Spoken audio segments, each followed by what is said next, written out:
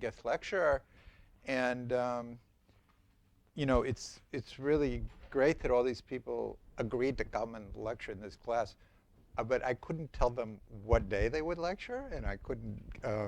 So I had to, So there's going to be a bunch of them coming together, and they're going to be, talking about very different aspects of black holes from a different point of view.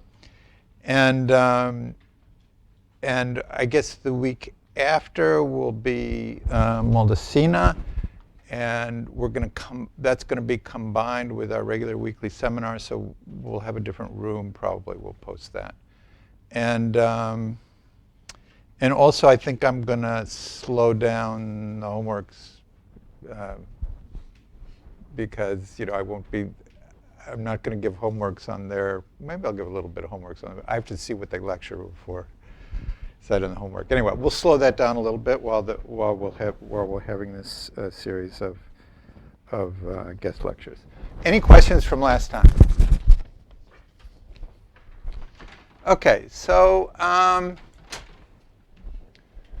last time, well, maybe the time before, we got the Penrose diagram for Minkowski space, on which, for flat Minkowski space, on which lines of, and draw the lines of constant radius here.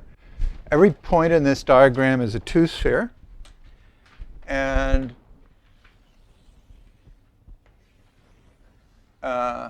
lines of constant radius look like this. Every point is a two-sphere except for the origin, which is just a point. This is r equals 0. This is r equals infinity out here. R equals infinity. This is scri plus, and this is scri minus. And then last time we derived the Penrose diagram for Schwarzschild, which starts out looking kind of similar, but on the end is quite different. Looks like this.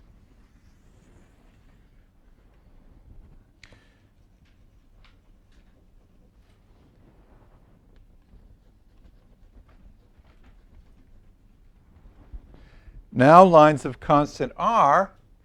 So this would be scri plus. This would be scri minus. Starts out looking like Minkowski space at very large r. Lines of constant r look like this. But then they bunch up at the horizon. The horizon is r equals 2m. This is r equals infinity. And this is also r equals infinity. And then lines of constant r inside the horizon look like this. And then we have this whole weird extra region of space-time whose meaning people have been trying to understand for the last 100 years almost. And recently there's yet more ideas about what that could mean in the quantum theory. And but it's pretty weird. So there's some pretty weird features here. There's a black hole, the singularity of gravitational collapse.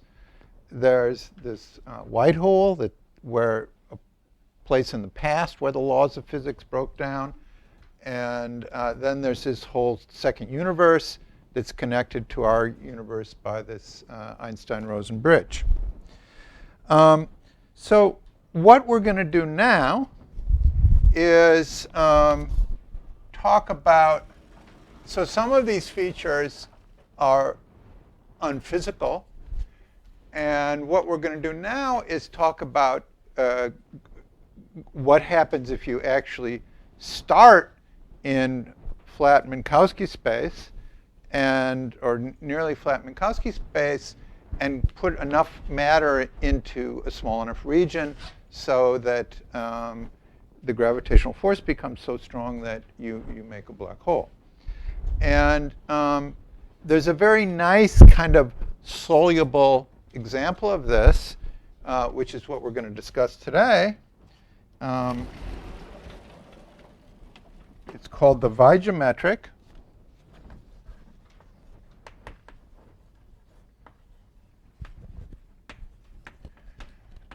And we can, there was a lot of discussion about how matter collapses. And the nice thing about the Vaidya metric is that it's something which we can write down explicitly in closed form. And we can take the analytic continuation and so on and really understand what black holes, what their structure is like when they're formed by collapse rather than existing forever. And an important thing here, which is going to be a kind of crutch in this course, is spherical symmetry. So a lot, but not all of black hole physics, I mean, there's some very important parts of it that aren't, but a lot of it can be understood just by thinking about spherically symmetric situations. And of course, when you restrict to spherical symmetry, so Schwarzschild is the unique static spherically symmetric solution. When you restrict to spherical symmetry, all kinds of things become dramatically simpler. And that's true even in, they become dramatically simpler without becoming boring. Schwarzschild is not boring. The Vaidya metric is not boring. And it's true even when we go to the quantum theory later on, that that spherical symmetry enables us to understand a lot in a very precise way, though there are more things that happen when you lose spherical symmetry.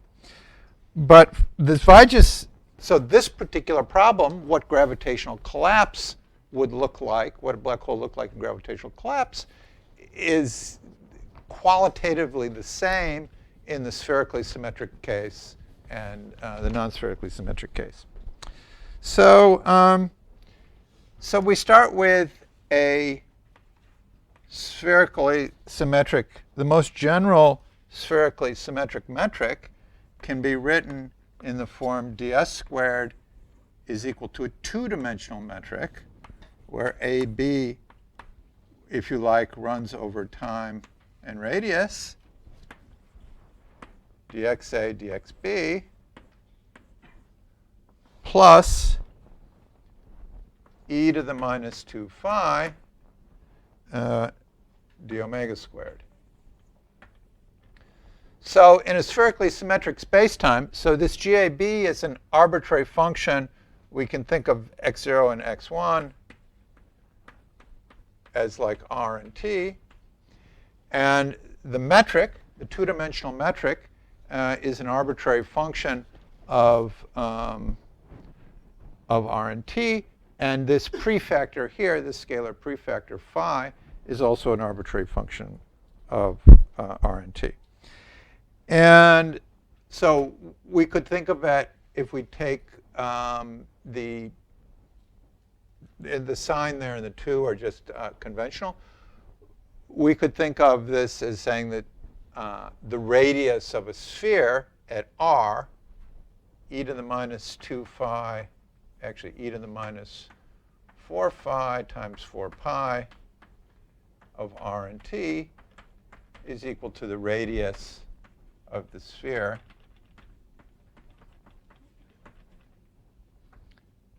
at r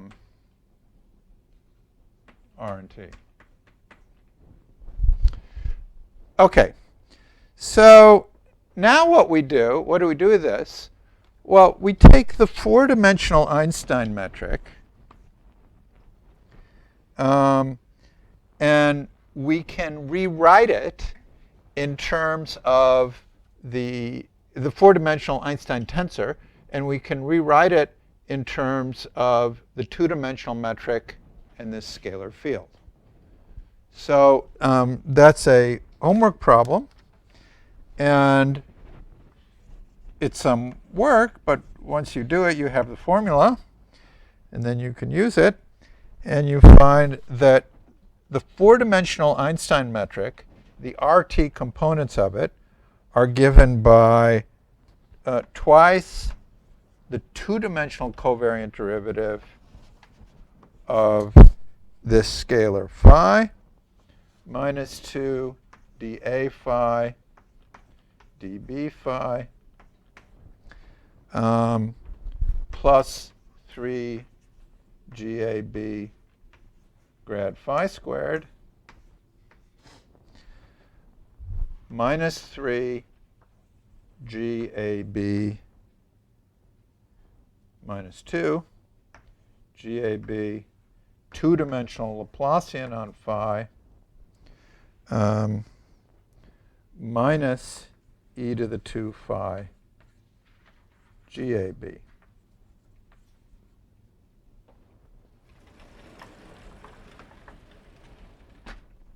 Okay, that's the four-dimensional Einstein metric, Einstein tensor. And then we also have 4g theta theta is, which is the same thing. There's only one. So with this ansatz, the spherical parts of the metric automatically vanish. Sorry, the R phi or T phi automatically vanish, and there's only one independent angular component of the Einstein tensor, and they're just related by sine squared theta times the four-dimensional, let me put four-dimensional phi component, and that is equal to grad phi squared minus Laplacian on phi minus a half the two-dimensional scalar curvature R, all times e to the minus 2 phi.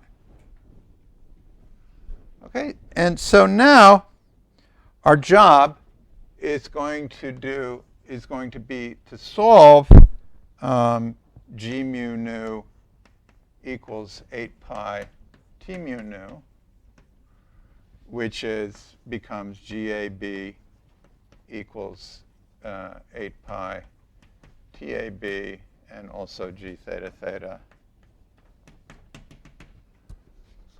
Okay, so we want to solve. We're talking about gravitational collapse, so we're going to have some matter. Actually, in principle, you can make a black hole by focusing a bunch of gravity waves into a small region, but you can't do that in a spherically symmetric way. So solutions of that type can never be written down analytically. Okay, so we want to find a solution of this. And but before that, we're going to make some more, do some more things that are going to make our life simpler. And that is, we're going to write the two-dimensional metric by, so this still has some two-dimensional coordinate symmetry. And with that, you can use that freedom to rewrite the metric in the form, the two-dimensional metric, in the form, let me put a subscript 2, as 2 dr dv minus h of rv dv squared, where v is retarded time t minus r. So let's see how this works for Schwarzschild. So these are called ingoing, I think maybe these are ingoing Eddington-Finkelstein. I'm not sure what the name of this coordinate system is. But anyway, remember with Schwarzschild, we had the sort of first way that you see Schwarzschild is like this. And we've studied Schwarzschild in several different coordinate systems.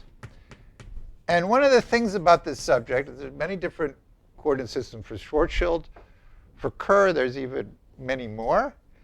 And sometimes a problem is much easier in one coordinate system than in another. So one has to become facile in going back and forth between these different coordinate systems.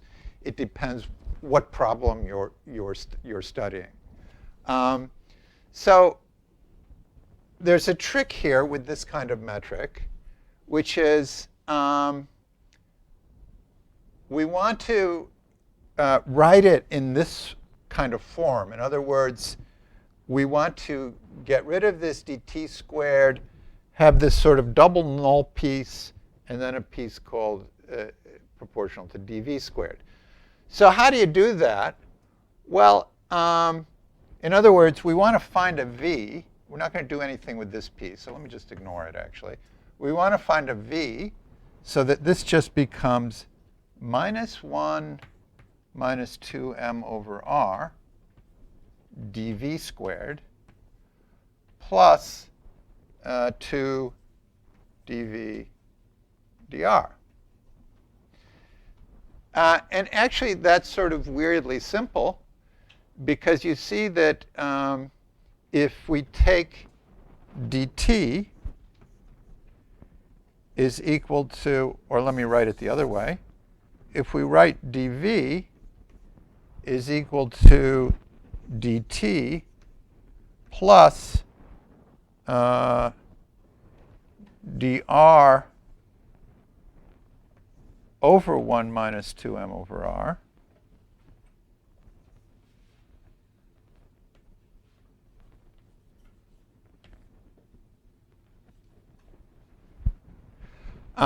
then it's just a few lines, just a little bit of algebra to see that if we plug this dv into here, obviously we get the right dt squared term.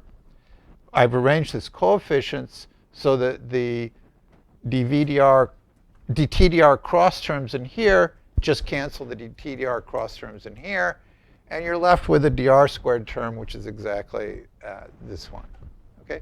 Now, in fact, we could easily do this integral. It's a logarithm. It's the tortoise coordinate or so on. But we don't even really care. So I won't bother doing things that we don't care about, because we know we can go to these coordinates. Now, a very interesting thing about these coordinates is, so roughly speaking, out at infinity, v is equal to t plus r. Okay, so at large r, it's v equals t plus r. So large negative v in Minkowski space would be scri minus. And large positive v would be taking you into the future, but to smaller r. So at large positive v, you start to head towards the future horizon. But interestingly, and this is another way of deriving the causal structure of Schwarzschild, not the method I used. But OK, now I need to not cover up that equation because I'm going to use it, so I have to go over here. Nothing bad happens to these coordinates when r is equal to 2m. So this just becomes 0, but the two-dimensional metric here is just an off-diagonal 2 by 2 matrix, so it's perfectly non-degenerate. Nothing bad happens. So just by doing this, we did something a little more complicated before when we went to critical coordinates. You can go, so we have a picture like this for these coordinates. And lines of constant r still look like this. No, sorry.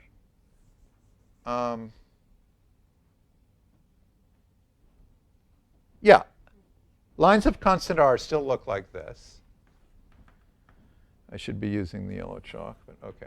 Lines of constant r still look like this. But if we fix v and vary r, then ds squared is 0. So lines of constant v and varying r are null.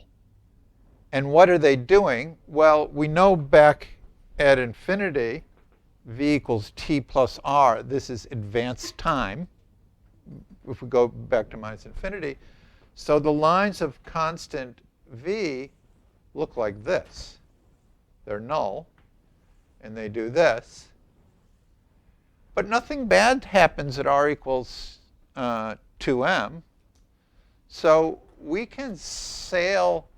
So now we draw another region up here, and we can sort of sail right through there, r less than 2m.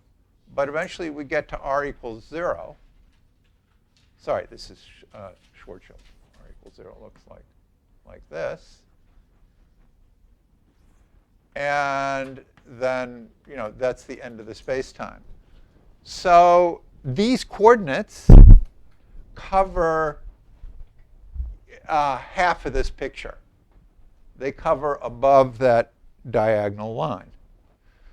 But we could also have done this another way. If we switch the sign here, we would get a minus sign there. And then we would get something which asymptotically looked like retarded instead of advanced coordinates.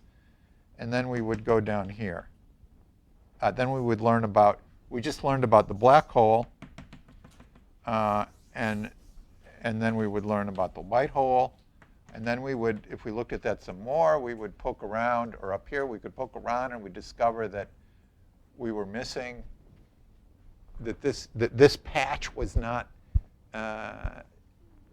geodesically complete, because they're geodesics that go to the end of our coordinate chart in a finite parameter. And so we'd have to kind of analytically continue the space-time. And we could have in that way. In general, that's what you have to do. When we did the Kruskal coordinates, Kruskal found the coordinates that cover the whole space-time, and so we could write the whole thing down in one fell swoop. That's sort of conceptually simpler, but technically harder, because it takes, those coordinates were more subtle than these. But in general, this is what you have to do. You construct the space-time patch to patch, and there's nobody promised you that you were going to be able to find some coordinates that covered the whole thing. OK, so we're going to use these kinds of coordinates a lot. And I usually just call them, I usually just call them advanced coordinates. And OK, so there's the Penrose diagram. I've written it down. And now so it turns out, so we want to solve it, but we want to solve it with some matter present. So I'm just going to make an ansatz that the matter stress tensor has only one non-zero coordinate, and it's the null coordinate, TVV, and it's going to be allowed to depend on R and V, the two-dimensional coordinates. So now we're going back to here. So now we need to solve this system of equations. Essentially, we've got two equations for phi and h. So it's good that we have the same number of equations as unknowns. And so I'm going to have an ansatz that t is equal to an arbitrary function epsilon of v over 4 pi e to the minus 2 phi. And this phi being the same as this phi. Okay, I've got two different phis here. This is the angle phi. And this is a different phi. Okay. So, and what's good about this is that this guarantees that d mu t mu nu which is just equal to d mu, it's 1 over root minus g, 4-dimensional metric, d mu root minus g, t mu nu. And this thing cancels this, whatever the function phi is. And then if I raise the indices on t, only TRR is non-zero. So the fact that epsilon is independent of r guarantees that this thing is conserved. So I've written down a conserved stress tensor, which is conserved for any ansatz of this form. I'm not trying to find now the most general solution of anything. I'm just writing down the solution I'm interested in, and I'm motivating the form as I go along. Okay. Now, you might ask, how do we know that there is physically reasonable matter that could have this stress tensor? And getting, in general, any matter stress tensor in a generally covariant, every matter stress energy density in a generally covariant theory must be conserved. You can't write down a matter stress tensor and couple it to gravity and have it not be conserved. So general relativity gives us a constraint on what the stress energy tensor of matter can be. In addition, a more mysterious constraint is that the energy, various forms of this, the dominant energy condition, whatever, but the weak or the strong, or the dominant energy condition, but the energy density has to be positive in some form. There are various ways of stating this more precisely, and in fact, I think Yao will probably talk about this next week. But basically, you want, if you take t mu nu and you dot it into two vectors in or on the future light cone, that should be positive.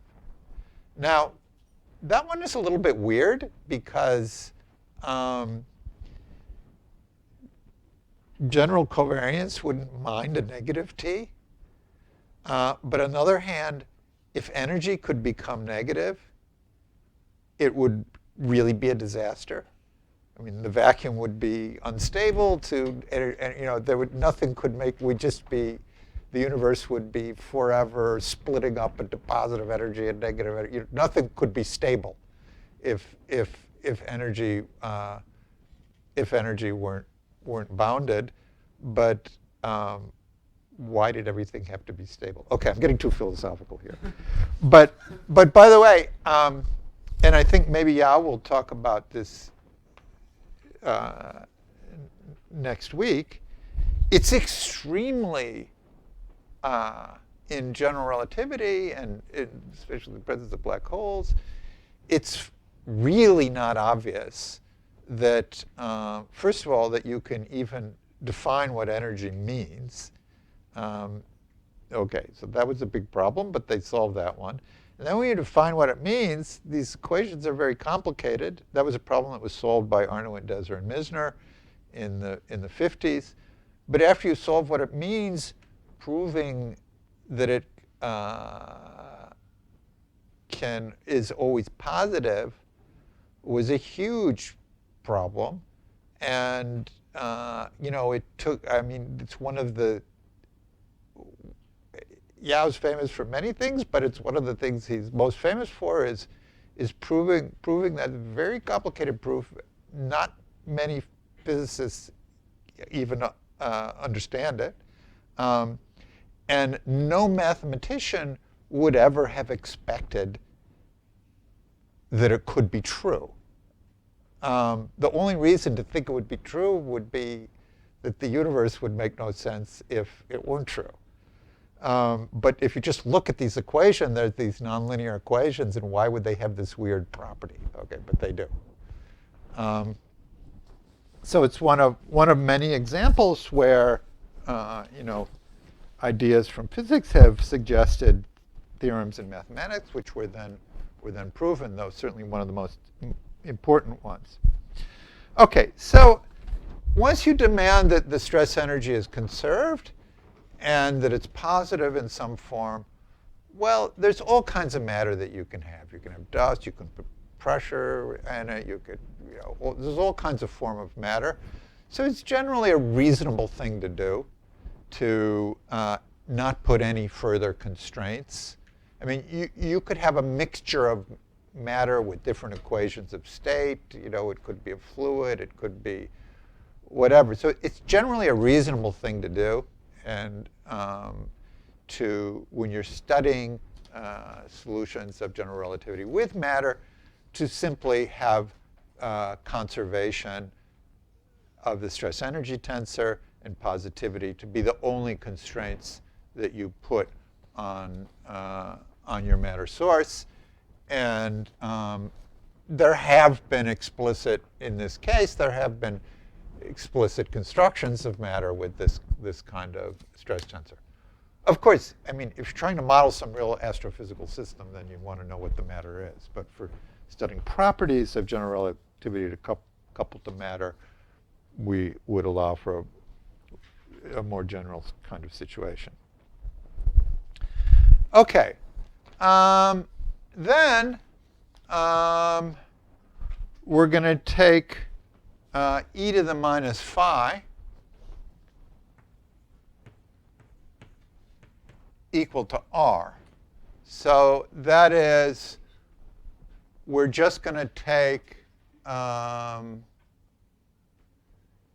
that this just becomes r squared d omega squared. And then, in a way, that's really defining the radial coordinate. And then the angular equation becomes g, maybe I don't want it right there, becomes 4g theta theta is equal to 1 over 2r dr squared h. And then if we look at this, then we have GVV. Well, GVV is then equal to 2 over r squared dv. Sorry, I don't want to write it that way. Right, so the general solution to this is, there's an r here, is h equals constant plus something over r.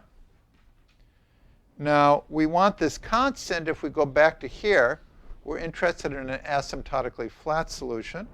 So it would be flat if h is equal to 1. That's what happens here. So we want h to be a constant, and we're going to call the, well, not independent of, can depend on v. So we're going to take h as 2m of v over r, and we're going to take the constant piece to be 1, so that it asymptotes to that. So this h is the general solution of this g theta theta equation. Okay, so we're almost done now, but not quite. And the next step is to take GVV, which is equal to 8 pi TVV, which is equal to 2 epsilon of V r squared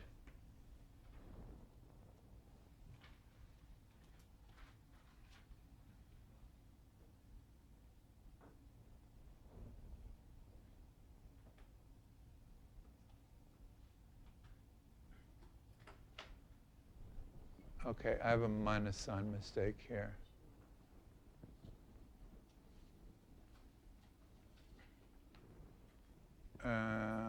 Minus sign in my notes. Let me go back to here.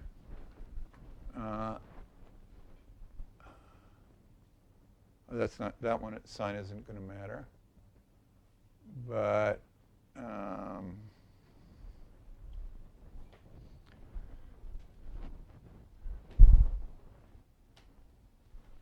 okay, we wanted this to cancel. So we had an e to the minus 2 phi square root of minus g is going like e to the minus 2 phi. So if we want that to cancel this, we needed a plus sign here. So I'm hoping that's the only mistake in my notes. Yeah, that seems right, because t should be going like 1 over r squared. Right? We want it to be falling off at large r. So I think that was a mistake. And so this becomes epsilon v over r squared.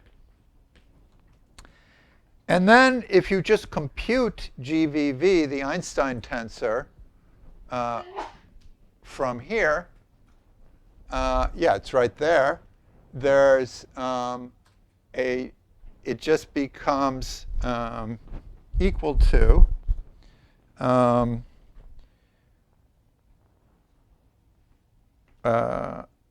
2 over r squared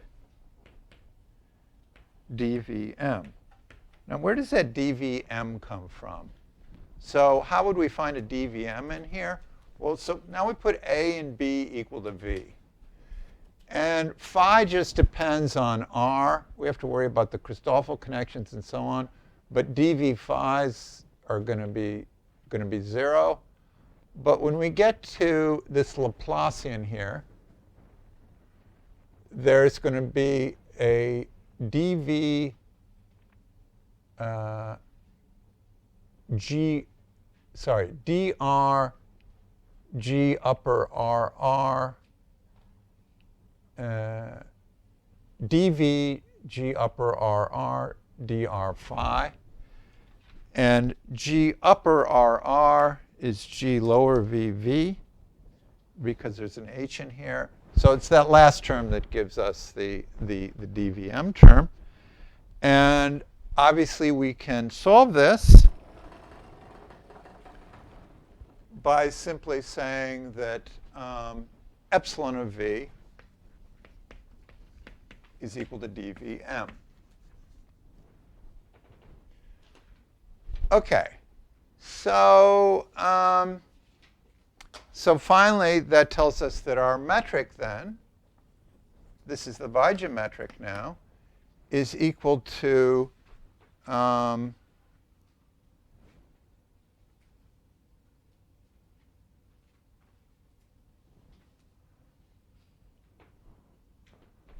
minus 1 minus 2 m of v over r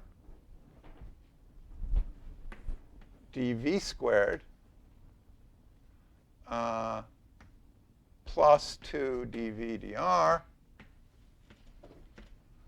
plus r squared d omega squared, because we set e to the minus phi equal to r, and tvv is equal to dVm, depends only on v, over 4 pi r squared. So this is the famous Vaidya metric, which is a solution of the couple Einstein matter equations. And there's one such solution for every function mv, though we have to make sure that m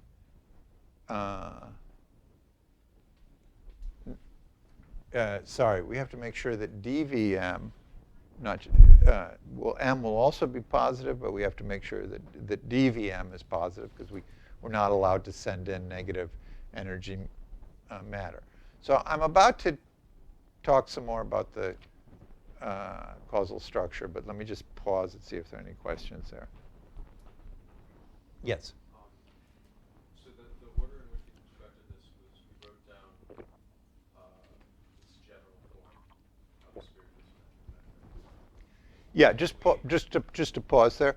I mean, I didn't really have to do that, but we are in this course going to be doing a lot of spherical symmetry, so it's a nice way to do this, and so I was trying to get you used to it. What did we start with the Vaidya metric? Did we start by saying we want the two-dimensional part of the metric to have that form that we have in the bottom left there, or is that? I'm unclear in which the order in which these pieces are supposed to go together. Right. So logically, I could have just started with this box and said, this solves the Einstein matter equations, GAB, TAB. It's a good homework problem. I could have done that. I also could have done something, and have at other times, done something more pedantic where I write down all the components of these equations, solve them, but that might bore you. So what I did here was try to find a middle ground where I am sort of sketching how the structure works, trying to give you a feeling why this equation, why it solves the equations, and along the way, getting you used to some coordinate transformations that we're going to use a lot, filling you in on some of the tricks that we use in this. So this is neither, first of all, it wasn't required. I could have just started here, because I am in this course assuming you know general relativity. I'm not doing everything. But I didn't even when I did Schwarzschild, I didn't bother to prove it was the unique spherically symmetric solution. Yeah, actually, I just wrote that down. It looks like we're doing coordinate transformations, but I'm not sure on what we're doing transformations on. Well, or did we just? I mean, right here I did a coordinate transformation on, this was an aside. Yeah. So I wanted to go into, so actually going back a little bit, when I got to here, I said it wasn't a coordinate transformation. I stated without proof, also something I could have proven, but I stated without proof that the most general the most general two-dimensional metric can be put in this form. So that wasn't a coordinate transformation. And I am going to, mercilessly go back and forth between different kinds of coordinate systems. And it's not because I'm cruel. There's some things which are really good in some coordinates and obscure in other coordinates. Why is this this coordinate system good for this problem? You see, because we're shooting stuff in. We'll see in a moment. We're shooting matter in. If we were, we're shooting matter in along those null lines.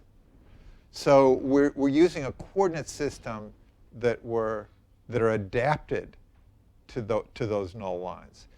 So this is advanced coordinates. If we had tried to describe this solution in retarded coordinates, it would,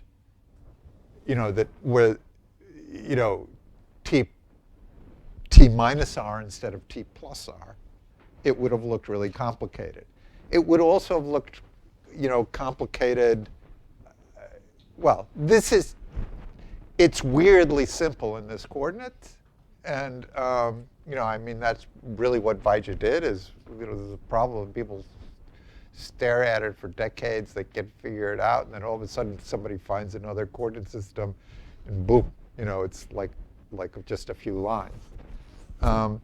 So there's no escaping in this subject, jumping around between coordinate systems. Yes? Maybe the biggest jump was in first allowing phi to be an arbitrary function of r and g, and then restricting to the case where it's just r because everything before simplifies. It seems like once you get to the fun form, that wouldn't be that hard if you just shuffle it into the first term and then redefine h. The biggest jump, yeah, I noticed when I said that. I mean, I was making little jumps. Yeah. That probably was the biggest jump. But I mean, I guess nor did I show. I mean, actually, I have it in sometimes when I've taught it. Nor did I show that this phi and this h solve. I could have solved this. Maybe I should give that as a homework. That it solves this. It's just a little too. You do it once and you get a few too many glazed dots. It would have taken me quite a. It would have been a few boards to do that. So. Sorry, this is probably a naive question. Why is the matter traveling along null lines? Not a naive question at all, and it doesn't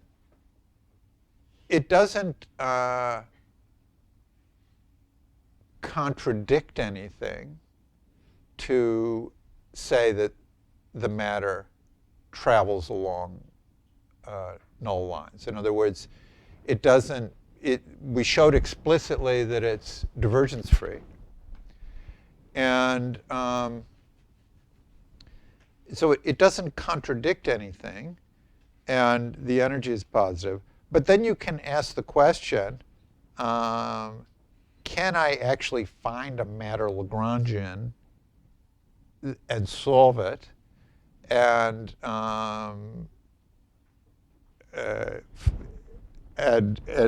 see that it travels inward on null lines? I mean, it's traveling on null.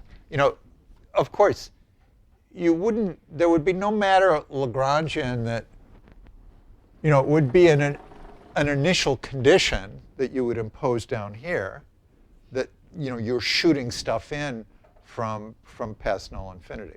So for this Vaidya problem, actually it's not trivial to show that it's actually kind of hard to construct a matter Lagrangian that gives you this stress energy tensor. And oddly enough, this is a problem I solved about 25 years ago in an obscure paper with 2 citations with a postdoc. Actually, somebody rediscovered it recently. But for some reason, the SYK people needed it. I don't know why. But anyway, there is a matter. If it bothers you, as it bothered me at one point, could there be such a matter? You could find it. But it turns out to be some work. You need fermions, and you need. Okay. Anyway, you can look up our paper. I'll give you the rest. In general, as far as I know, you can always, you posit a form of the stress energy tensor, and then the question, can I find a matter Lagrangian that has that stress energy tensor, as long as it's good? The answer, as far as I know, every time anybody's asked that, the answer has always been yes, because it's a highly under-constrained problem.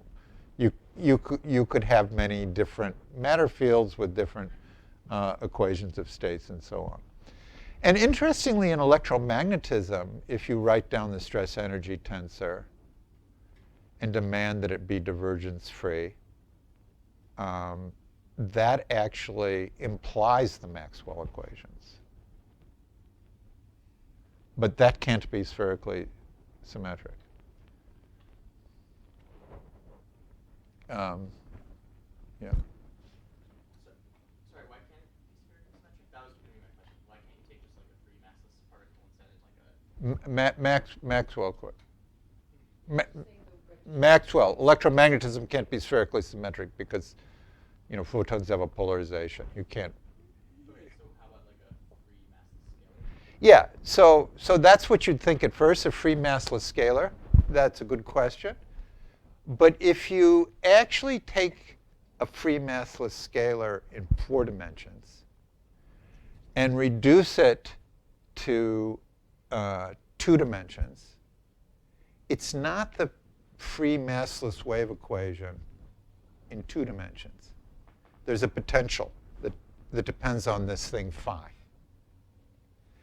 And so what you do want, indeed, this, of course, thing is precisely the stress energy you would expect of a free scalar or any kind of free field in 1 + 1 dimensions. So the question is, what kind of 4-dimensional objects, spherically symmetric 4-dimensional objects, look like they obey free wave equations in 1 + 1 dimensions? I guess once we set up our 2D holography, we have some sort of notion. Yeah, I'm not sure. Yeah. I might be misunderstanding something. Why is it not a violation of special relativity that we have massive particles moving on null lines? Wait, why are they massive? Who said they were? When we say matter, do we just mean? Oh, I was including light, just Okay. anything that's not gravity. Okay. Anything that sits in T mu nu. Yeah. Yeah. Is the 4 pi e to the minus 4 pi equals radius supposed to be 4 pi e to the minus 2 pi equals area? Yeah. Where's that? Oh. Yeah. Thank you.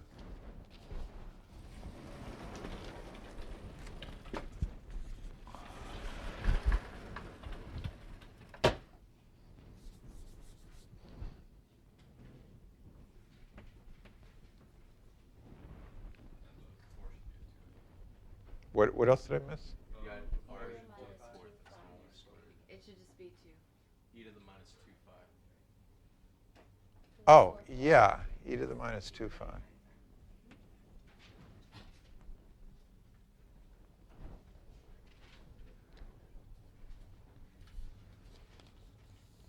Maybe this is a good moment for our 5-minute break if there are no more questions.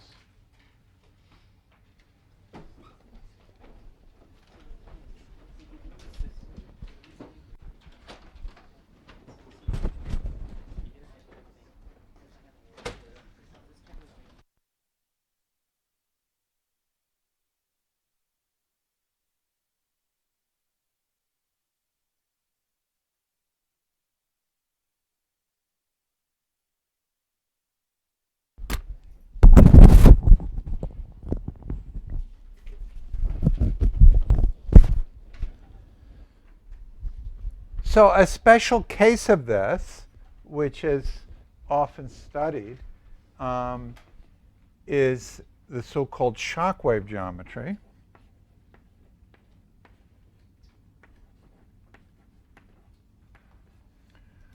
Where epsilon of v is some constant which I'll call mu times a delta function of v at some particular value v0 of advanced time. And that means that just solving this, that m of v is the integral of epsilon, and we better not have it be negative in the far past. So m of v is going to be mu times a theta function of v minus v0, where theta is 0 if the argument's negative and 1 if the argument's positive. So our next task, so this is a geometry which, after advanced time v0, m is a constant. And if m is a constant, this is, of course, just the Schwarzschild geometry, right? We wrote it right over here. The two-dimensional part of it, yeah, there it is, okay? So if m is a constant, this is a Schwarzschild geometry. But if we go to advanced time before V0, then m is just 0, and this is just the metric on flat space. So this makes an instantaneous transition at v equals v0 from this flat geometry to the Schwarzschild geometry. Okay, so now I'm going to give you 1 minute or 2 minutes, and I want you to talk to your neighbor, and I want you to see if you can figure out how you draw the Penrose diagram for this shock wave geometry. Yeah. Well, because it's supposed to be like matched onto it. So right, you take the original diagram and you slice it as a V-knot, and then you take Minkowski's. Yeah, I couldn't even remember what it is. I can also figure it out. No, It's just I was just curious about. no, I mean that you just patch it. Exactly, exactly. Right. You use V0, right? And then you take the rest.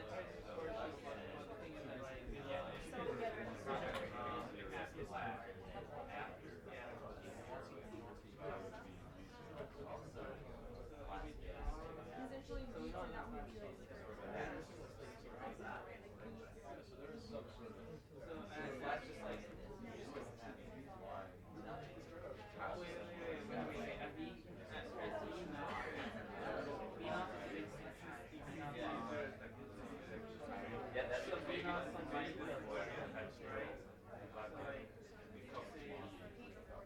right. Yeah. Yeah, B is a decrease. So after, right, after we have so then before that,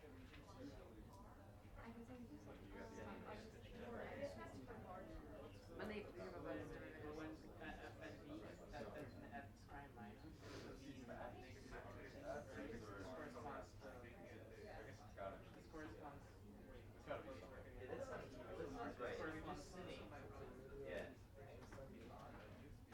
Let's say that again.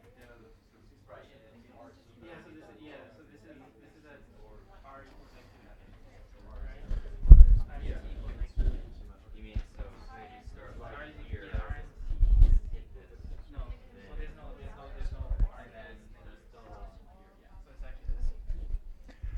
Okay, hopefully either you got it or got confused.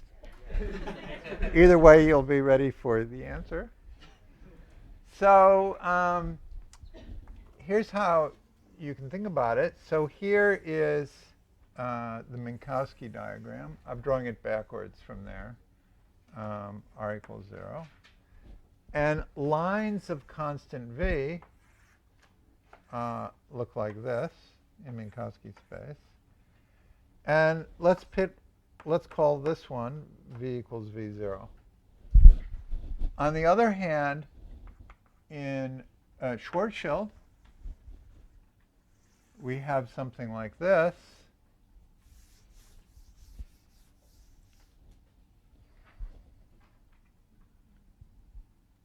Okay.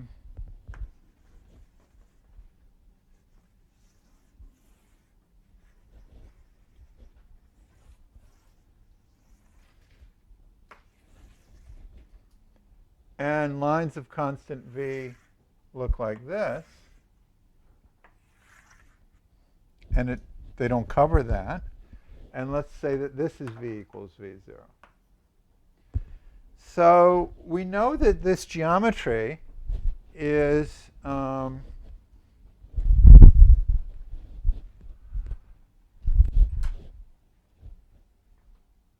equal to Schwarzschild for v greater than v0. That's in this region up here. So we want to erase all this. Not part of the space-time we're going to construct.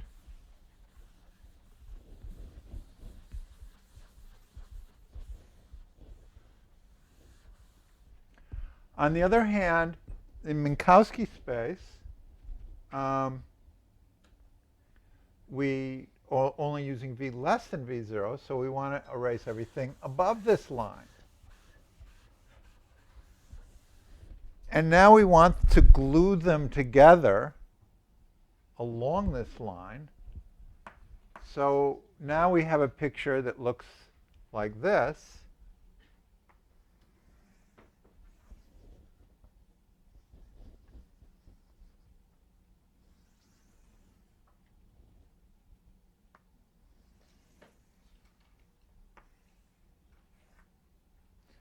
So this is the shock wave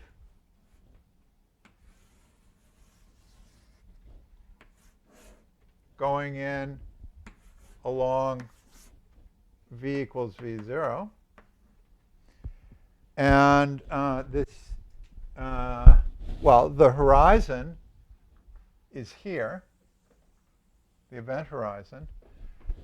And so this now is the picture of what the shock wave, the Penrose diagram of the shock wave geometry, and it represents a situation where in the far past we had a flat space. So everywhere in this region, space is exactly flat, right? That's before the shock wave.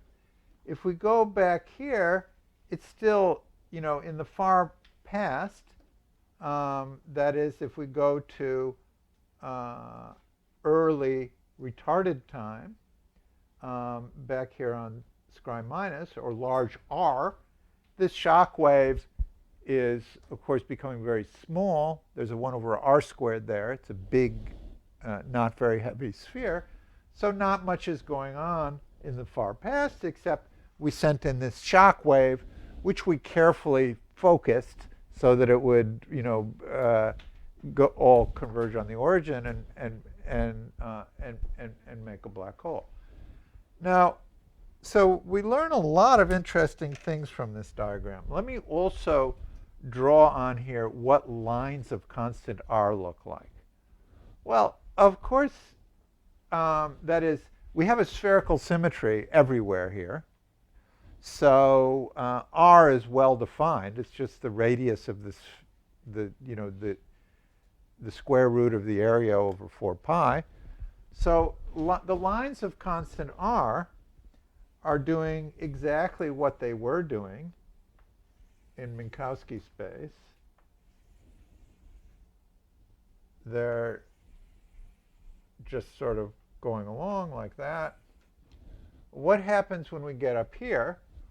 Well, in the black hole, we know that the lines of constant R all converge in this point. So they do something like this.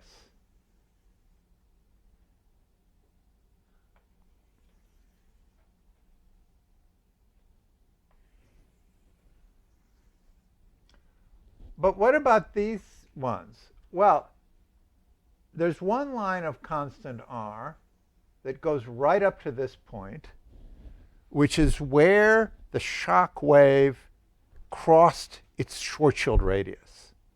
In other words, the shock wave has some total mass, and with that mass you can associate a radius, 2m.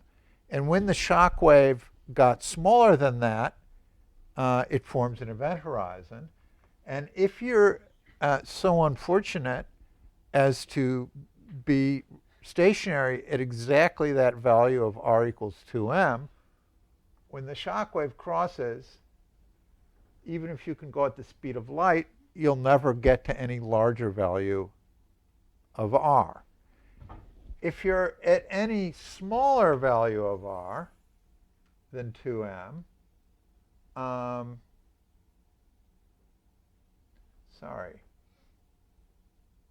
I should have drawn these all the way up to here. Nothing happens all the way up to there. And so if you're at a slightly smaller value of r, when the shock wave crosses, the line of that fixed r becomes space-like.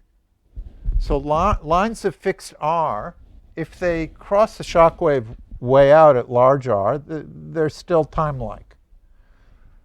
If they cross the shock wave just as the shock wave gets inside its Schwarzschild radius, the lines of fixed r become null, and then smaller ones become space-like, all the way up to r equals 0. So r equals 0 is a time-like line in Minkowski space, but then when we get up to here, where the shock wave hits the origin, which is at some finite advanced time, the spheres of radius 0 become singular, and they move along a space-like trajectory. Okay, so now another strange thing about this picture. So what is this picture, it's a little hard to explain what a black hole is from that picture because this is kind of an unphysical space-time. This is much more physical. And, experience with many examples of many systems, even numerical simulations and so on, the Penrose diagram is typical. We didn't really lose much by thinking about spherical symmetry.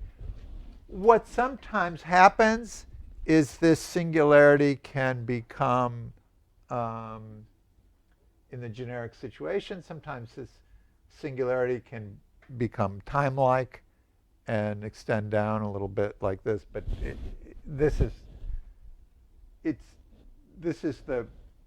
picture that we get from this simple analytic solution is reinforced by many different kinds of analytic solutions as well as many numerical simulations. Now, one bizarre feature of this is that this entire region below the shock wave, so where is the black hole?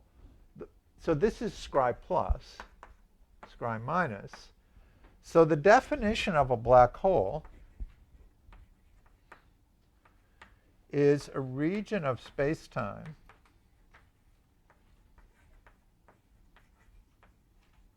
of an asymptotically flat space-time.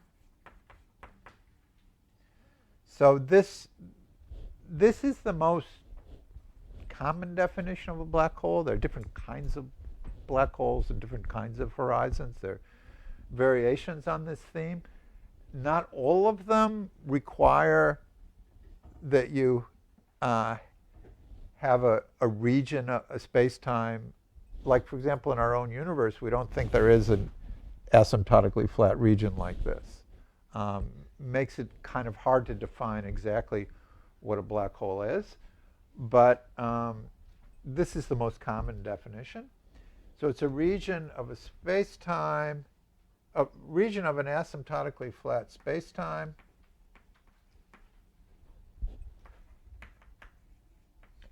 from which light rays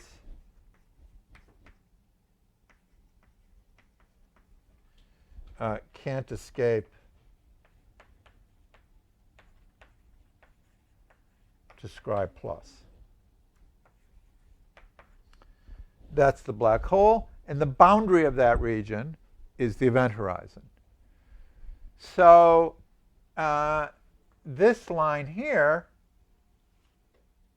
which is r equals 2m after the shock wave, but before the shock wave, it's just a null light cone that is extending out from the origin. So it gets this, this event horizon here is the line of constant r up here, but you see as we go here, we're crossing to smaller and smaller r. So the black hole is this entire region here. And but in this part of the region, this diamond here, space is literally flat. So that sort of underscores what an elusive concept a black hole is. And you can never know when you've crossed the horizon of a black hole. So, for example, we may at this moment be, all of us, crossing the horizon of a black hole because in the future there's some giant dust shell focused and messages we try to send out to Sky Plus will never make it because at some later point the gravitational field is going to, if you're here and you try to wave to your friend, everything will look good for a while, and then whomp, the signals will get pushed up there. So a black hole is not a local notion. You have to know the entire space-time in its causal structure in order to understand what part of the space-time is a black hole. Now, there are other definitions of the black hole. But this is, there are all kinds of different definitions of black hole.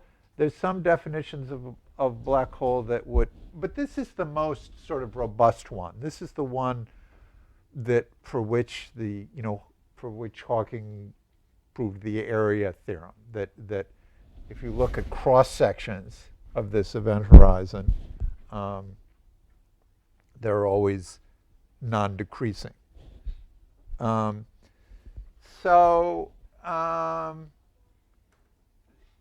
this,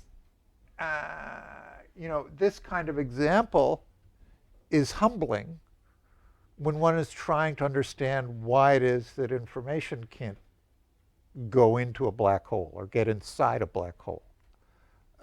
Because, there's nothing there. I mean, what would stop it from going in, So it's already at the classical level interesting. And at the quantum level, we'll see it gets even more puzzling. Now, notice also that some of the things that bothered people the most are gone now, like this white hole singularity. So some people would have said, and did say, why should I think about this space-time? You start out by violating general relativity at early times. Why? I don't want to think about that. What would happen if there was some unphysical singularity at early times?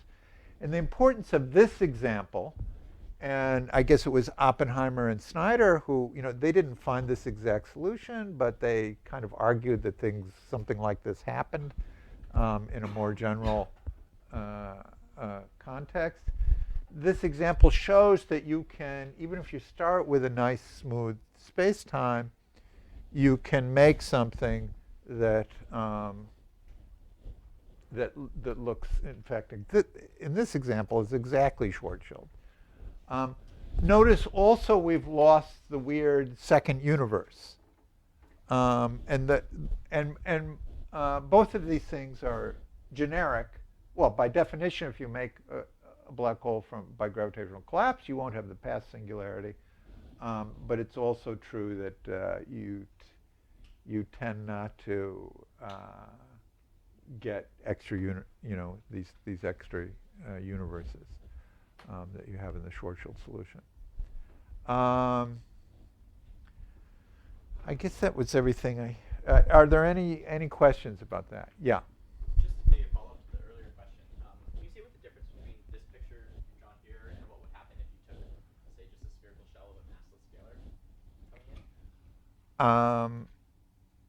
Almost nothing. Almost nothing. We wouldn't be able to write down the solution in closed form, and then I'd be faced with the problem of, trying to simultaneously argue about the qualitative behavior of solutions and also to understand this tricky causal structure. That's what's, But in principle. yeah, yeah. I think a scalar does tend to make have a little time-like segment there. Yeah. More questions? Yeah. Is there some physical process that could actually give rise to this metric?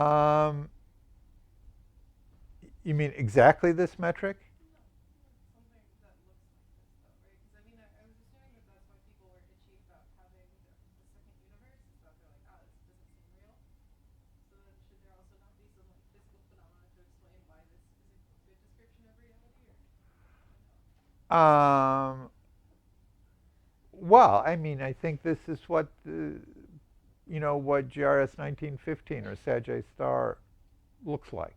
I think this is, I mean, I suppose the main difference in astrophysical black holes is we'd expect a lot of them to be made not from matter moving on null trajectories, but matter moving on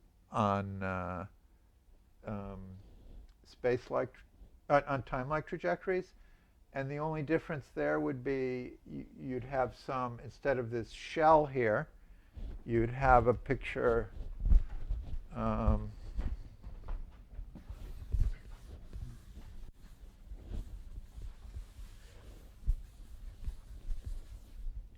almost the same.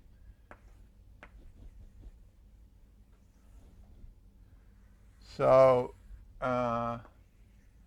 where if it's dust, if it's a dust cloud, not moving at the speed of light, but a dust shell, of course, that has to come from past time like infinity.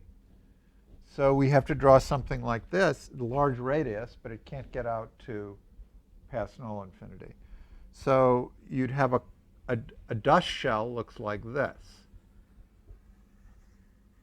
So this is a place where Penrose diagrams look a little funny, because this doesn't look like anything that's collapsing. It looks like something that's expanding down here. But anything that, even if it's expanding at less than the speed of light, the way we've distorted the metric in the Penrose diagram, when we draw it, it looks like this. So, but it's physically, it's very similar. And in fact, if we had I think there are models like this. If you have you probably can't get a general solution like this. You probably can't get a general solution like this, but I think you could have a dust shell that you understood distributionally like this, where you have this region would be completely flat Minkowski space, and then by the Birkhoff theorem, the metric outside the dust shell would have to be Schwarzschild. So again, we'd be in a situation where we would be patching just along a different kind of surface, and this is what we expect. This is what we think that real black holes look like,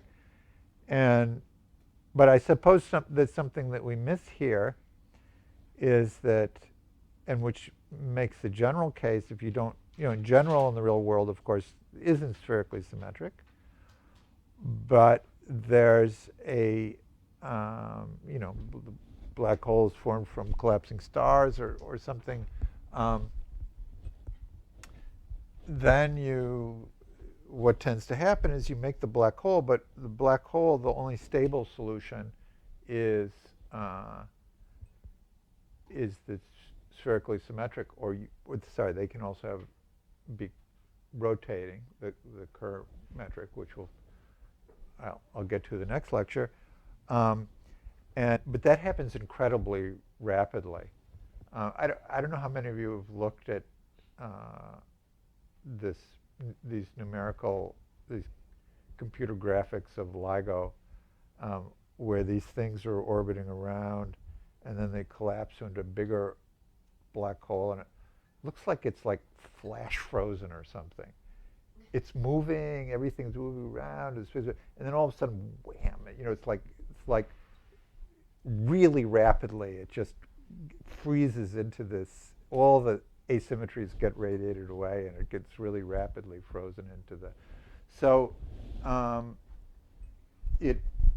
the approach to this kind of picture, where you have the deviations from Schwarzschild, tend to be very small. Things get radiated away very fast once you make the black hole, even if you have a very asymmetric kind of formation. Yeah? Yeah, my question is why the lines there are all continuous? They just shifted due to the collision when they cross the union close to union 0. No, they shouldn't be. So lines of constant r are continuous, right? The metric is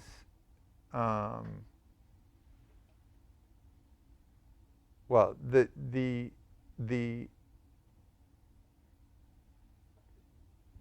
coefficient of d omega squared is continuous across the. I guess yeah, here.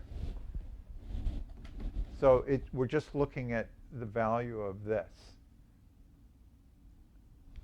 So it's the phi. This was e to the minus 2 phi. So e to the minus 2 phi is continuous.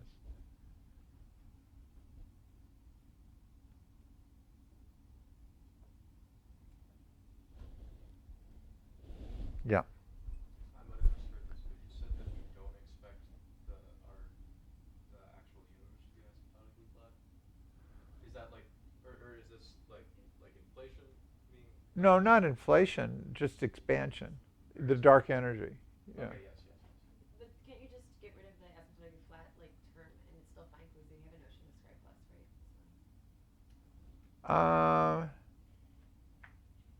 Yeah,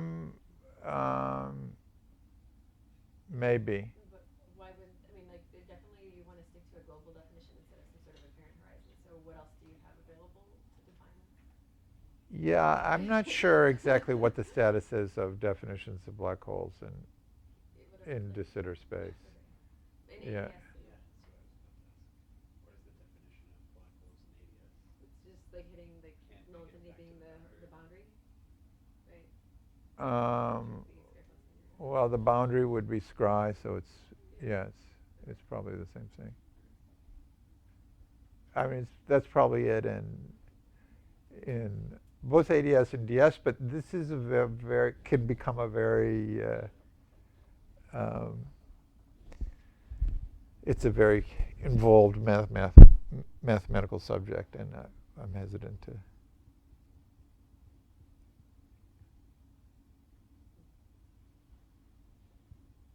Last time you told us that you cannot see anybody entering a black hole. Could you see somebody like passing the event horizon here? No, not if you want to live. If you're willing to, if you're willing to die with them, you can see them. But right, because once you get, see, if you want to see them, you have to be here, and then you're doomed.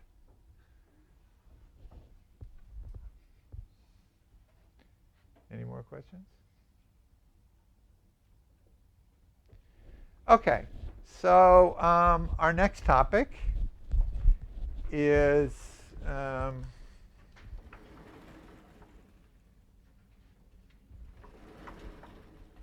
Reissner Nordstrom. So,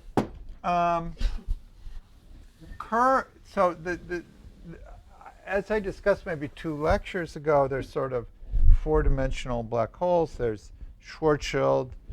There's the Reissner Nordstrom, which is a charged black hole. There's the Kerr black holes, which are rotating but not charged. And then there's the Kerr-Newman, which are charged and rotating.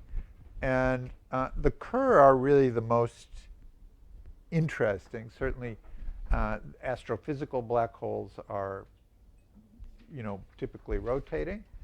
And but I'm doing Reissner Nordstrom first because it's simpler.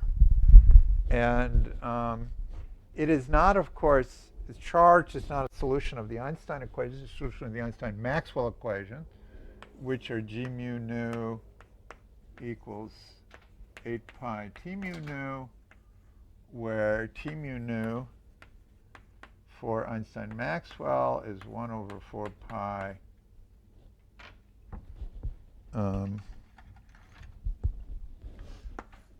f mu alpha f nu alpha minus a quarter g mu nu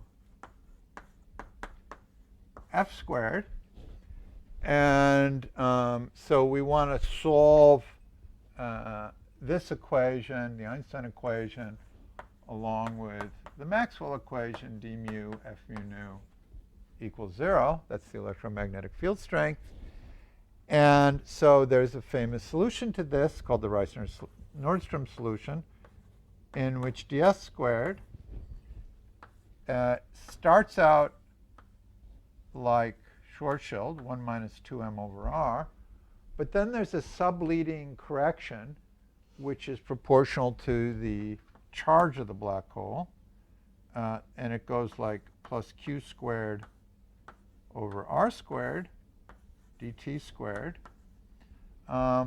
plus dr squared. So it has the same kind of structure, 1 minus 2m over r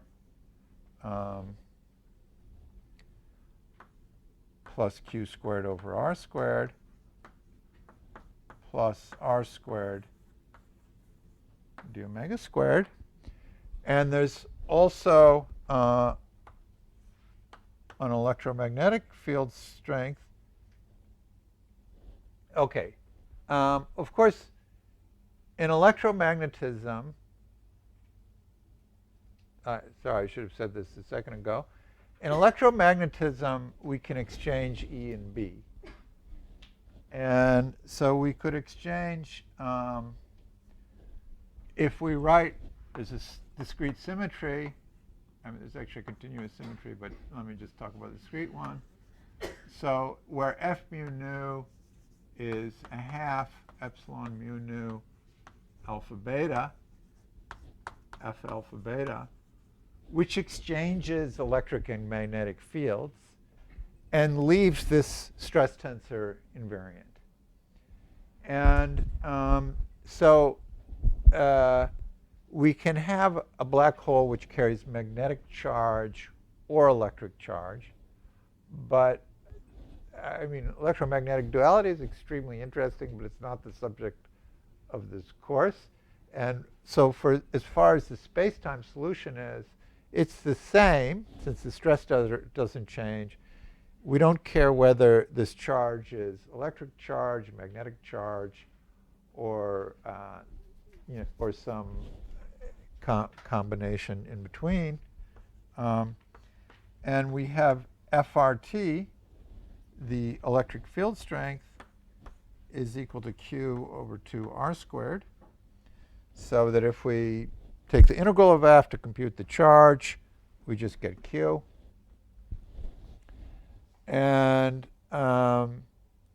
OK, so I'm just going to state without proof that this metric with this field strength solves these equations. OK, so if I set Q to 0, I get back to Schwarzschild. So this is a sort of one parameter family of spherically symmetric solutions. Now,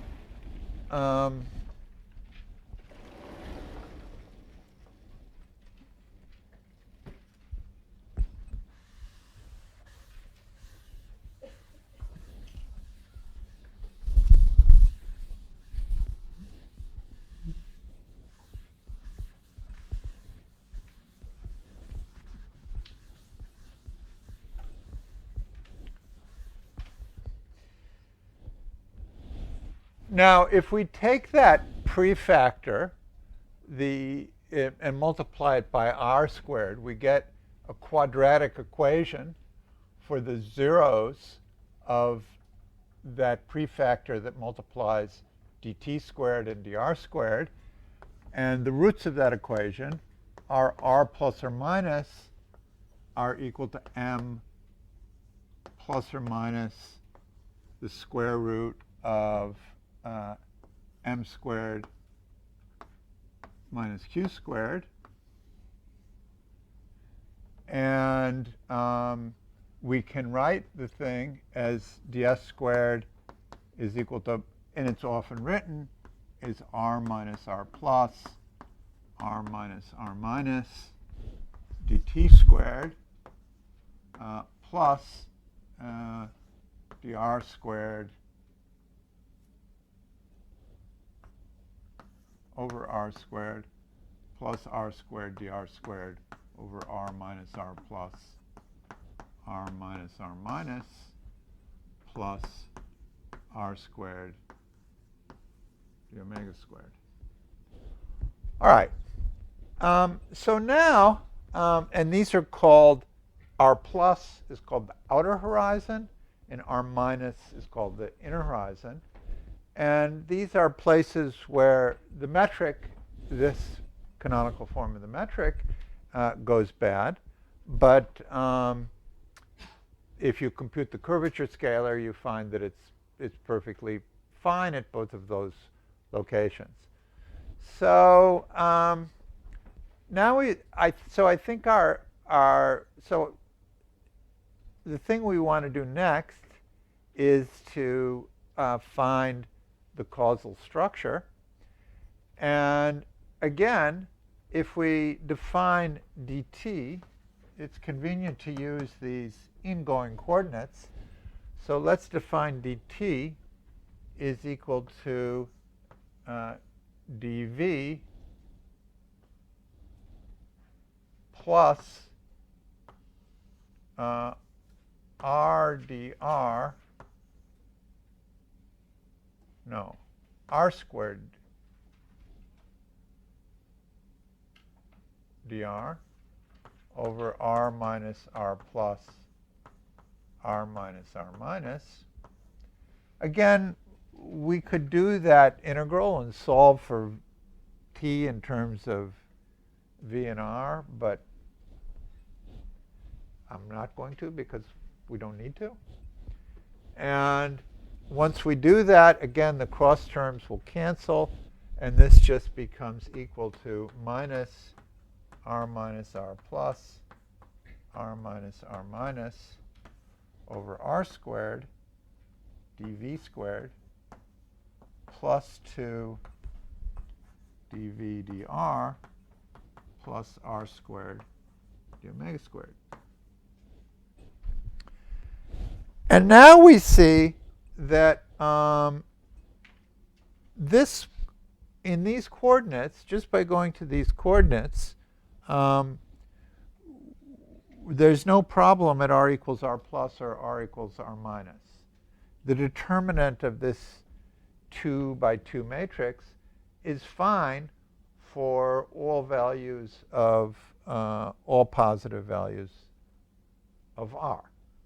And we know that there's a physical curvature singularity from computing the square of the Riemann tensor.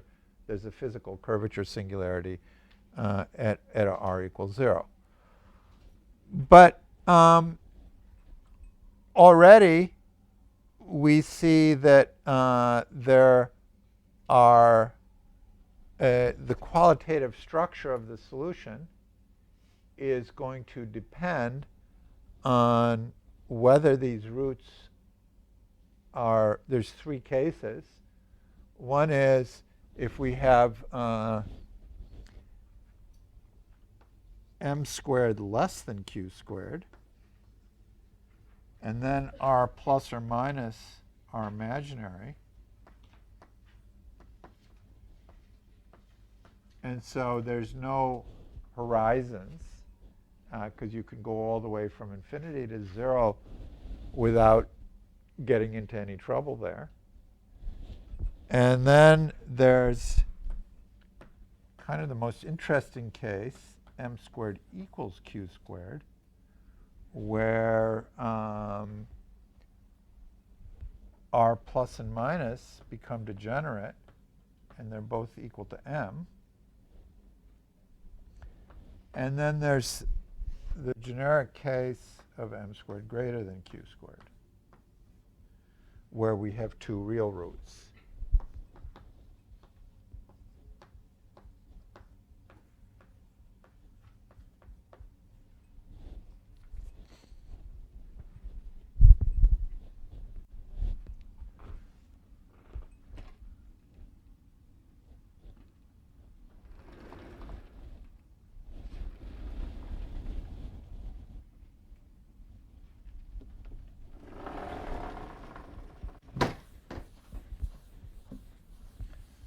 So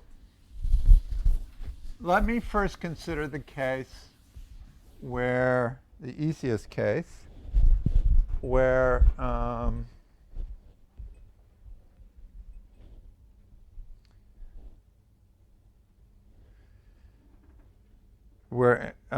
squared is less than q squared. And so then we can go all the way from r equals infinity to r equals 0, where there's a curvature singularity without crossing a horizon, and lines of constant r look like this. In fact, we had something like this. I forgot to mention it, but we could ask what's wrong with Schwarzschild with negative m. With negative m, it still solves the Einstein equation, but there's still a singularity at r equals 0, and you can get there from r equals infinity without crossing an event horizon. So the case of Schwarzschild with negative m is much like the Penrose diagram is the same as this case with m squared less than q squared. So what do we do with this solution? Well, we throw it out, because it's not really a solution. It doesn't solve the equations, doesn't solve any equations that we know about at the origin. Now, if we're studying some theory in which we've added point-like electric particles, well, we probably wouldn't want to do that. Yeah, those theories don't really make a lot of sense. And particularly if we're talking about quantum mechanics, we have to worry about, so for example, you might say, well, what's wrong with the electron? That has m squared less than q squared. We're working in Planck units here. And so for the electron to have just m equals q squared, it would be of order the Planck mass. So it has m squared less than q squared. But if you start looking at what the Schwarzschild radius of the electron would be, it's far, far smaller than, the Schwarzschild radius of the electron is much less than the Planck length, because the electron weighs less than the Planck mass. So its Compton wavelength is much bigger than its Schwarzschild radius. So it shouldn't be treated like a point-like classical particle. You shouldn't. It doesn't make any sense to solve the Einstein equation for an electron and say that this is the Penrose diagram for it. That's not a sensible thing to do. So yeah. So this case is kind of physically uninteresting.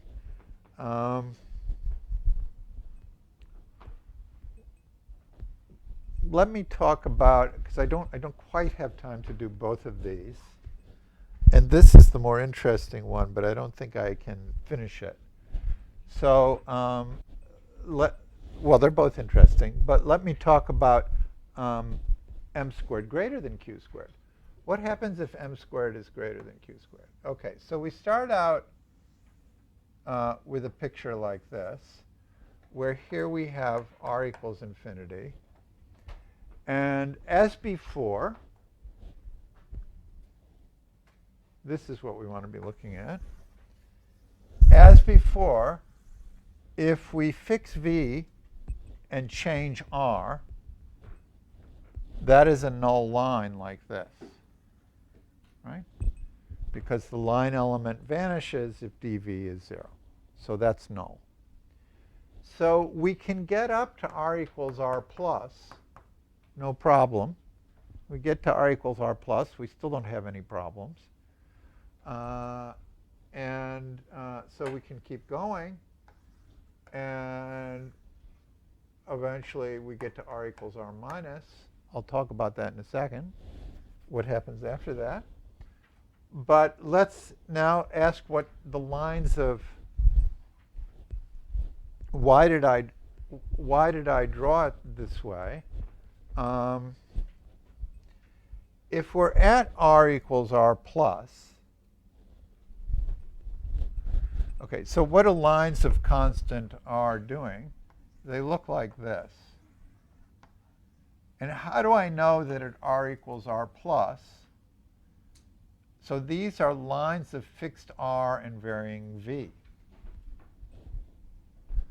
But if you fix r and vary v, that is not null until you get to r equals r plus. And then it's null. So that's why I said r equals r plus.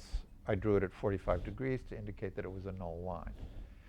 And notice I'm also going up to this part of r equals r plus. And that's because that's what happens if you fixed v and vary r. You get up to here. You can't get down here. To get down here, you're going to v equals minus infinity. So you're getting off the coordinate patch, which is, you can't go past there. OK, but we can get up past here. But we're crossing a 0 of this prefactor of dv squared. So this coefficient flips sign and goes from being positive to being negative. So once we cross r equals r plus, lines of varying v and lines of fixed r are no longer time-like. They're space-like. So we have something like this.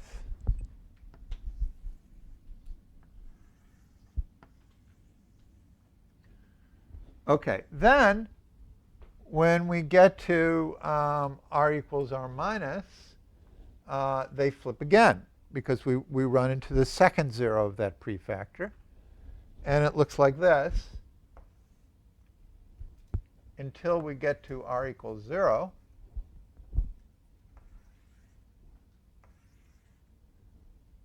Which is the singularity.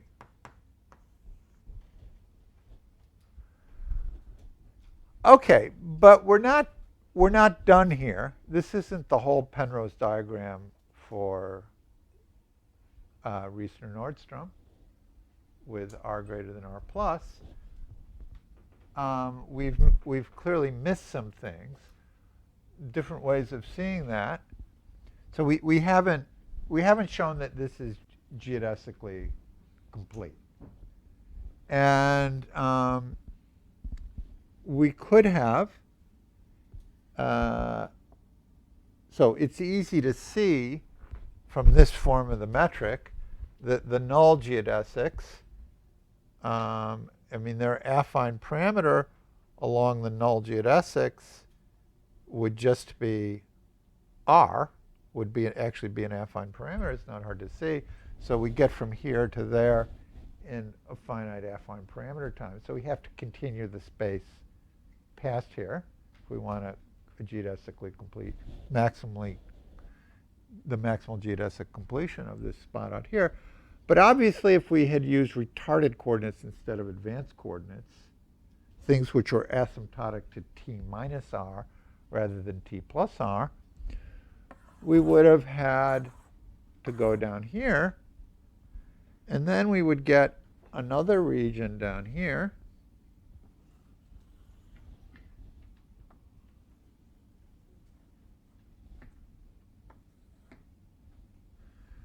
And in here, the lines of constant r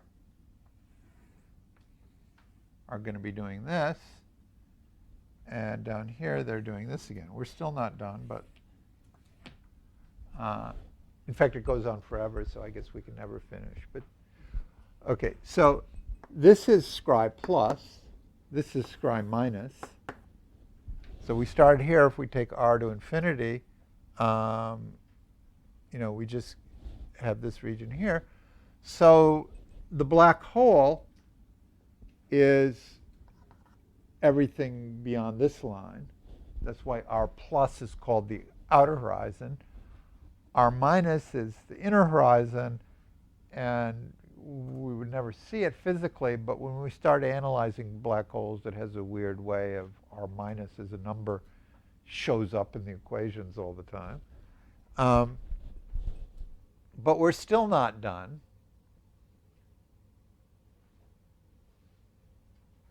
How do we know we're still not done? Well,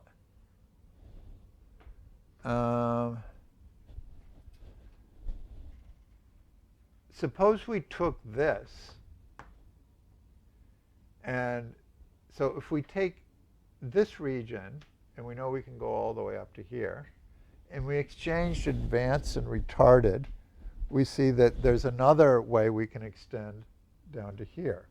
So here we would have some advanced coordinate v, whereas here we get down to here with some retarded coordinate u. But what if we took this region and exchanged u and v? If we took this region and exchanged u and v, we see because r equals,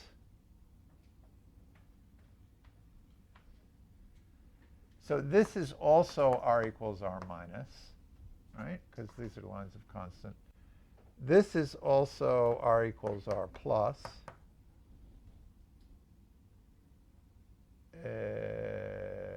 Wait, what did I just say?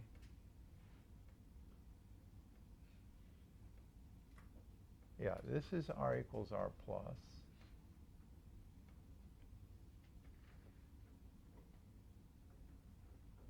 Right, so this must also be r equals r plus. So we see that this square, we could exchange advanced and retarded there. And then we'd get ourselves into another set of things where we could add another coordinate patch, which covered a region, sorry. So we have another triangle here where the lines of constant r are now flipping again. And I guess we could say it this way. If we look at this region in the Schwarzschild coordinates, it doesn't know whether to go that way or this way. There's a symmetry there. So we get another region like that. And then we get another region out here, which is a second universe. This is, again, r equals infinity. And there's a throat here, just like there was in the Schwarzschild case. A wormhole or Einstein-Rosen bridge. And anyway, you still don't get to stop. I'm still missing stuff here. So let's see, what happens right here? Yeah, it goes like this.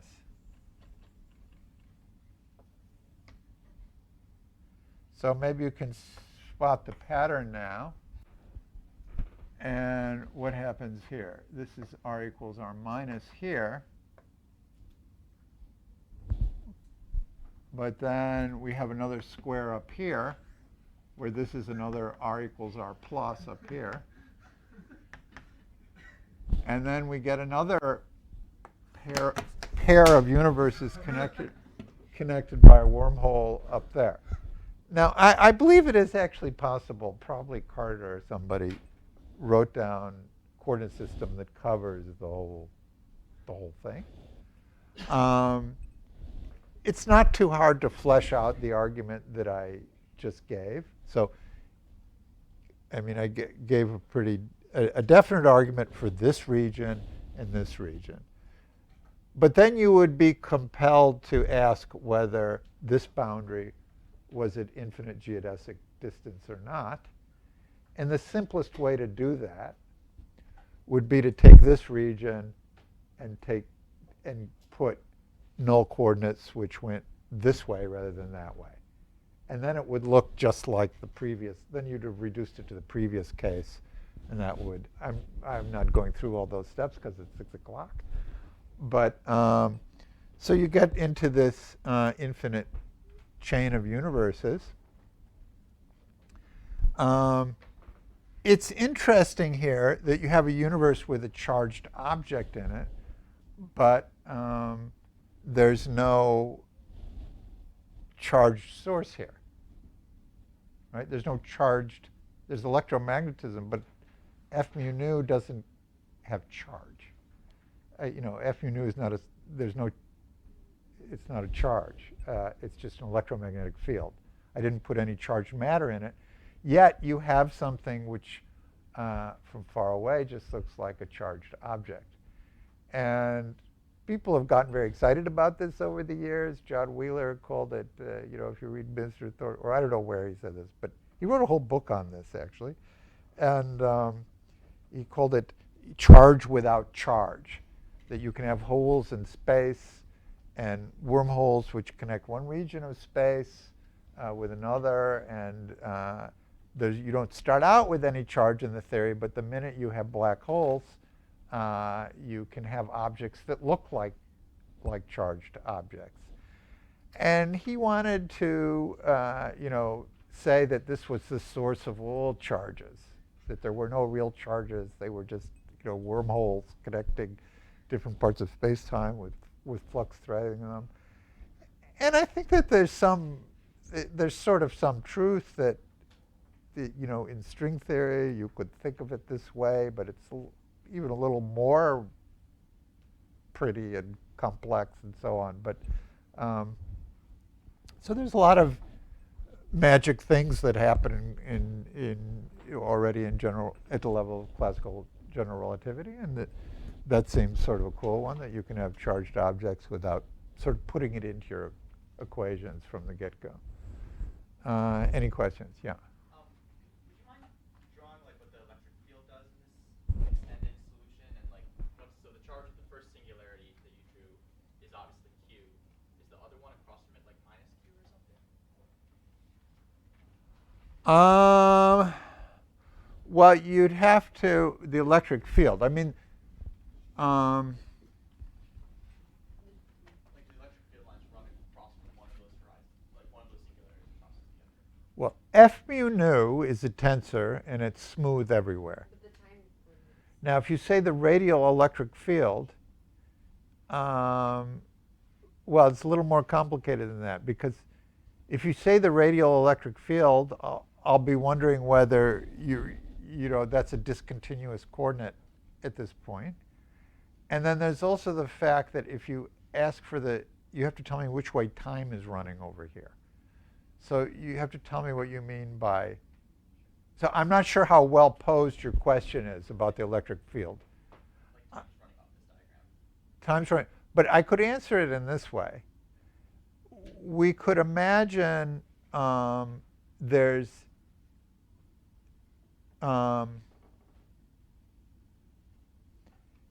it's almost true. So let's say we have a Reissner Nordstrom black hole, which in a moment of time, there's this place where space gets warped and it goes into this wormhole here. And here we have some r equals r plus. And let's say that this thing is, a centimeter across, and billion light years away, we have another one with the opposite charge. So this has Q, and this is minus Q. Now, this is almost a solution of the Einstein equations, but not exactly, because they would attract. So we can't just take the static geometries and superpose them. But if they're really far away, we could ignore that for now. And then we could get something which would be very close to a solution of the Einstein equation, and we could numerically write down exact solutions if we want, in which we identify this surface with that surface. Right? We can solve the Einstein equations. They're well defined on any topological manifold. Right? So we could define a solution of the Einstein equations which was singularity free at a moment of time. Right? I mean, we would get singularities as we go into the future, but at a moment of time it would be singularity free. And these two things would appear to have opposite charge. And yeah, so that if you put both things in the same universe, then I can answer your questions, but otherwise it's a question about the charge convention of the other universe. Yeah. But writing down this particular solution, you probably assume that like F, some component like dotted into like the time like isometry has a certain value, right? Or not? Well, if I'm going to do this, if I'm going to do this and I want F to be smooth here, these things have to have the same charge. But I mean, in drawing that diagram, there's probably some profile for F that's assumed in getting that, right? It's that I wrote it down. Yeah, FRT is. FRT on the one side, but I'm assuming on the other side is also FRT, and then T goes backwards, and then you could say it's negatively charged. If it's the same, like killing. We'd have to choose conventions. Yeah, but isn't one already chosen by drawing the diagram or not? No. Okay. We have to say what time is in the other universe. You don't think that a T is like the Well, he proposed the opposite convention a moment but ago. no, but we know that there's one, like we don't have the isometry being like that it goes together in the Minkowski case, for instance. Right, but this picture should be true for nearby geometries, which are not exactly. So it shouldn't depend on the isometry. Anyway, I should stop there because I'm.